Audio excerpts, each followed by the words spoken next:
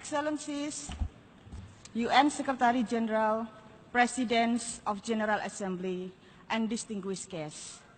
I'm honored to stand before you on behalf of 244 million migrants all over the world who cannot be here today.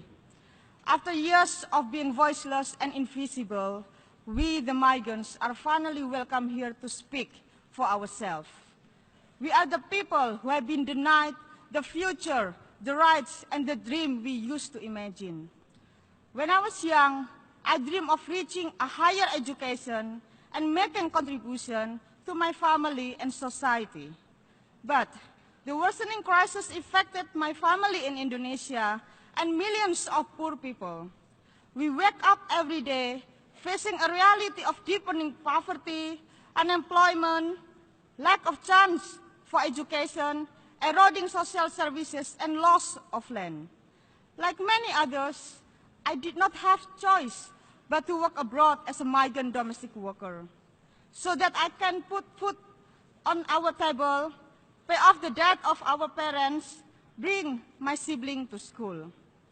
However, for majority of us, the promise of better future is a lie.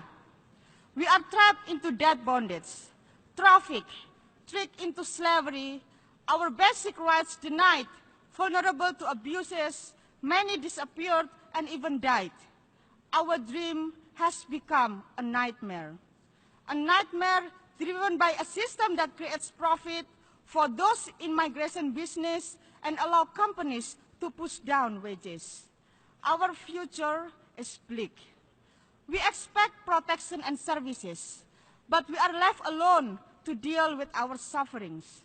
We are alone in a system that does not value the rights and dignity of migrants, does not recognize us as workers or people. We are just cheap labor or commodities. Our vulnerability is exploited, and policies on migration reinforce our invisibility. We are perceived as a security threat, yet we are transformed into an industry that generates billions that some government talk as a development opportunity. In our experience, no matter how much we sacrifice, migration does not guarantee development that can enable us to go home with a decent life. No matter how hard we work, we are never recognized as a worker and human with dignity and equality. We wish to be seen and heard, not marginalized and excluded.